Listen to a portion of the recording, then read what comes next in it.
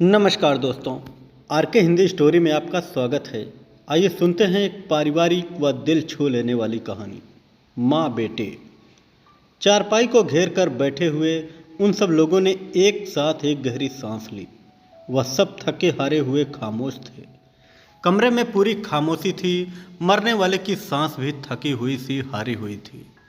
3 दिन से वह सब मौत की लड़ाई देख रहे थे और उसकी जीत का इंतजार कर रहे थे। पड़ोस के लोग खाली वक्त में आते, दरवाजे में घुसते ही मुंह सुखाकर किसी एक से धीमी आवाज में पूछते, डॉक्टर क्या कहता है? या ऐसी ही कुछ और कहे मरने वाले का बुझा हुआ खाली मुंह देखकर सलाह या आलोचना के कुछ लफ्ज कहे चले जाते।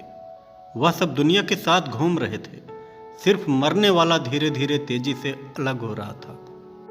चारपाई को घेर कर बैठने वाले दुनिया में ऐसे वक्त जो होता आया है कर रहे थे, और जो दुनिया में होता आया है उसके लिए तैयार थे या तैयार हो रहे थे। मरने वाले उनकी माँ, नानी, दादी ही तो थी। बड़ी लड़की कुच्ची गो भाई के 2 खतों पर नहीं, उसकी लड़की को बच्चा होने वाला था, पर तार पाते ही अपनी लड़की को लेकर चली आई। बड़ा लड़का रेलवे में नौकरी में रात की ड्यूटी करता है। उसके लिए सुबह पराठे कौन और कैसे बनाता होगा। छोटा लड़का अब तो फलाश की बैठक में नहीं जमता है। इसमें माँ की बीमारी या मौत से उसका कोई रिश्ता है या वह कभी कभी जानना चाहता है। छोटी अभी जवान है, अभी 3 साल हुए उसकी शादी हुई है।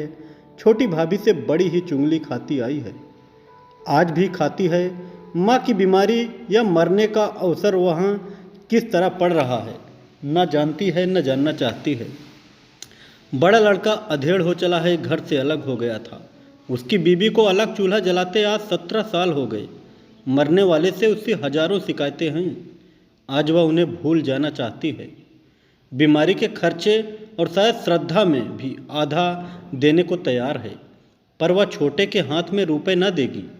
कौन उससे झगड़ा मोल ले, न वह इस झगड़े में पड़ेगी। छोटी बहू 5वीं बार यह कहने के लिए बेताब है कि बड़ी बहू कल शाम को रोते हुए बच्चे का झूठा बहाना कर सो गई। सिविल सर्जन को वह बुला लेती, पर बड़ी बार बार सिविल सर्जन क्यों चिल्ला रही है?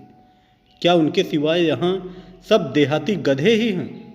दोनों लड़के एक दूसरे से काफ़ी अरसे से दूर रह चुके हैं। आज एक साथ पाकर कुछ अजब सा जान रहे हैं। थर्मामीटर दोनों एक साथ देखते हैं, दवा की खुराक दोनों एक साथ देखते हैं। वैद्य जी से दोनों बातें करना चाहते हैं। इनके अलावा बच्चे हैं, उनके माँ बाप उन्हें घेर घेर कर कहते हैं, बेटे बेटी।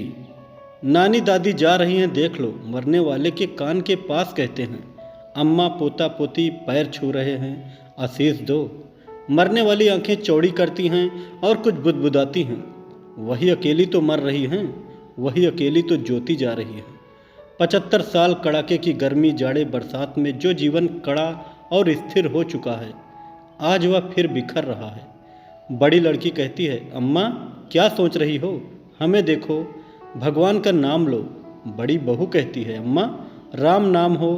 छोटी, जो जेठ की वजह से घूंघट काढ़े है, सांस भर कर कहती है, अम्मा के बराबर पुण्यात्मा कौन होगा? बड़े लड़के ने कार्निस पर से शीशी उठाकर दवा डाली। छोटे ने जम्हाई लेते हुए कहा, पीली में लगाने की दवा है। बड़े ने मुंह बनाया और अम्मा को उठाकर दवा पिला दी। तकिए में मुंह गड़ाकर उसने दीवार की तरफ करवट ली। उसके उलझे हुए सफ़ेद बाल मैले तकिए पर बिखरे हुए थे।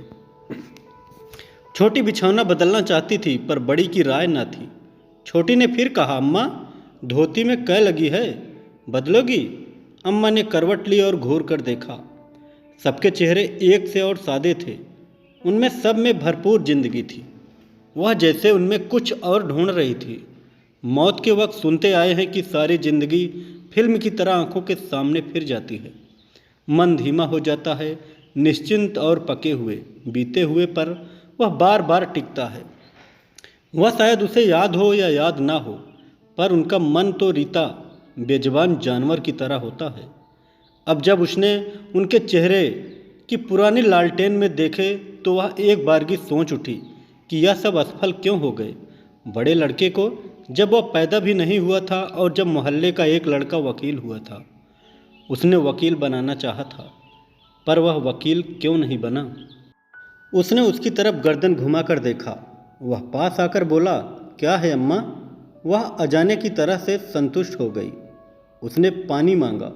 पानी पीकर वह थककर लेट रही। आसपास लोग बातें कर रहे थे।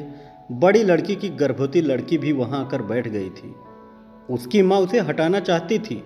छोटा लड़का कुछ सोच रहा था और दुखी था। अम्मा ने एक बारगी धीमे से पुकारा, छोटे। छोटा लड़का उठकर पास तक आ गया और रो दिया। अम्मा ने मुंह फेर लिया। उसने आंसू पोंछते हुए कहा, सवेरे बड़े डॉक्टर को बुलाएंगे, और धोती से नाक पोंछते हुए बाहर चला गया। बड़ी ने गोंद में लेटे हुए लड़के के मुंह में दूध देते हुए जानकारी से कहा, हाँ, सिविल सर्जन को बुलाओ लाला। छोटी ने मुंह बनाया। छोटी लड़की कुछ बूझकर मुस्कुराई। बड़ी लड़की ने अपने बने हुए दांत निकालकर कहा, कितना लेगा बहू? बड़ा लड़का बोला, बड़ा डॉक्टर कोई परमात्मा है। और फिर सब चुप हो गए। अम्मा ने पूरा सुना और जान लिया कि बड़ा डॉक्टर परमात्मा नहीं है।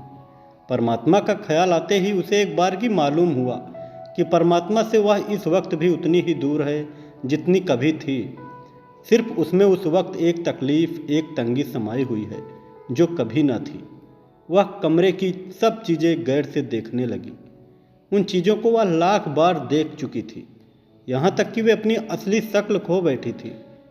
पर आज वह सब अलग अलग और तीखी मालूम हो रही थी। बड़ी बहू से वह नाराज है। एक मर्तबे उसने गुस्से में यह भी कह दिया था कि मरते वक्त मैं तेरे हाथ का पानी न पीऊँगी। छोटी नेक है, उसने उसकी बड़ी सेवा की है। पर आज वह दोनों एक नए ही रूप में उसके सामने आ रही हैं। वह देख रही है कि वे दोनों गरीब हैं, दोनों लाचार हैं। क्यों लाचार हैं वह सोचने लगी, यह भूलकर कि वह खुद लाचार है। वह फिर बुदबुदा उठी, कुच्चो।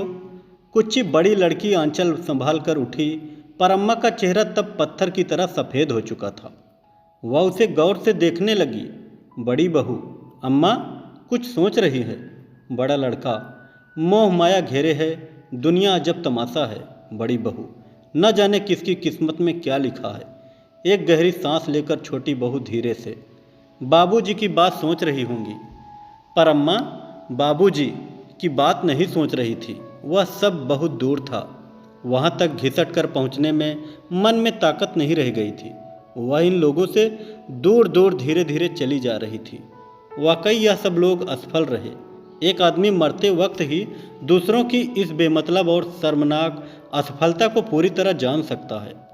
कुच्चो एक ज़माने में हसीन उमंगों वाली थी। पहली संतान, माँ बाप की लाडली, हौसले से ब्याही गई। पर यही नहीं कि समय सूरमा से हार गई, पर रीति रीति हो गई। अम्मा का एक वक्त इस पर अटूट प्यार था, जो बाद में बड़े लड़के के हिस्से में पड़ा। वह भी असफल रहा। अम्मा ने इन सबके लिए गहरे रंगों के पैटर्न बनाए, पर वह सब टूट गए। इनसे एक भी उसके नज़दीक ना था, उसका ना था। इस वक्त तो उसके वही अपने जो बिल्कुल पूरे पूरे उसके बनाए थे। हो सकता है उसने उनसे बहुत ज़्यादा चाहा, पर क्या हुआ? किसी को अपनाना कुछ कम है। आधी रात को वह सब जमीन में बिस्तर बिछाए सो रहे थे। सिर्फ अम्मा जाग रही थी और जैसे डूब रही थी। ताज्जुब है कि उसकी तकलीफ भी डूब रही थी। वह दूर दूर की बातें सोचने लगी, बेमतलब, बेजोड़, कोई मकान, कोई कभी का देखा हुआ आदमी। वह अजीब आवाज़ें सुनने लगी, पर यह हालत बहुत देर तक न रही। वह घबराने लगी, जैसे वह अकेली किसी अंधेरे रास्ते पर जाने से डर रही है। बदन में शक्ति न थी। वह बहुत दिन हुए जान चुकी थी, इसकी आदी हो चुकी थी, पर इस वक्त वह उस शक्ति के लिए लड़ने को तैयार हो गई थी। और सब सो रहे थे। वह उनके नथनों की आवाज़ सुन रही थी, पहचान रही थी। पर यह सब उसके लिए क्या है, जब उसके ही अपने जिस्म की शक्ति ना थी। वह तो उसके लिए लड़ेगी। उसके चेहरे की शांति गायब हो गई। वहाँ एक कड़वे संग्राम ने जगह पाई। उसका मुंह तीखा और भी बेजान हो चला। बड़ा लड़का इत्तेफाक से जाग उठा। वह कोई अप्रिय सपना देख रहा था। उसने खांस कर सिरहने रखा पानी पिया और उठकर अम्मा के पास आया। झुककर धीमी रोशनी में उसने उसका मुंह देखा। सिरहने खाट पर ही सर रखे सोती हुई छोटी बहन को जगाना चाहा। पर फिर अम्मा के बाल संभालते हुए बोला, अम्मा। अम्मा ने चौंक कर उसकी तरफ देखा और वह अंदर का संग्राम जैसे धीमा पड़ गया। उसमें उसे थोड़ी सी शांति मिली। बड़े लड़के ने फिर पुकारा, अम्मा। अम्मा फिर जैसे सोते से जगी, उसके पूरे पूरे मन में लड़के को पहचान लिया। वह एक पल के लिए उसके सिवा सब कुछ भूल गई। उसके स्तनों से एक गहरी और तीव्र लालसा बह उठी। उसे कुछ दे डालने को, कुछ पानी पिलाओगी? लड़के ने कहा। अम्मा के अंग अंग से कुछ बोलना चाहा, पर वह बोल न सकी। संग्राम फिर शुरू हो गया। उसने मुंह फेर कर जोर जोर से सांस लेना शुरू किया। बड़े लड़के ने कुछ घबरा कर उसकी दोनों बाहों पर हाथ रखकर कहा, क्या है अम्मा? अचानक अम्मा ने पाया अपने अंदर एक पुरानी पहचानी हुई लपट को तीर की तरह सब तरफ से घुसते हुए। उसने जाना था कि यह लपट हमेशा के लिए बुझ गई है, पर इस वक्त, इस समूचे और सच्चे संग्राम के वक्त, इसके छू भर जाने से वह पुरानी लपट उसके रोए रोए में नाच उठी। वह सिहर उठी और अब सारा संग्राम उस लपट की ओर मुड़ गया। बड़ा बेटा कांपती हुई अम्मा को मजबूती से थाम कर उसके बिल्कुल नज़दीक आ गया, यहाँ तक कि उनके सीने मिल गए और वह लपट और तेज हो गई और कमर के नीचे के हिस्से में बढ़कर उसकी पिंडलियों में चक्कर काटने लगी। उसने मुश्किल से अपने कमज़ोर हाथ उठाए और एक प्रेत के स्पर्श की तरह उसकी पीठ को सहलाने लगा। सारा संग्राम खत्म हो चुका था। सिर्फ उसके कमज़ोर मरते हुए हाथ एक अंदर की प्रेरणा से बेटे की पीठ पर घिसटते रहे और फिर धीरे धीरे मर गए। बड़े ने आज तक किसी को मरते न देखा था, इसीलिए वह किसी को वक्त पर जगा भी न सका था। कहानी कैसी लगी कमेंट में ज़रूर बताएं।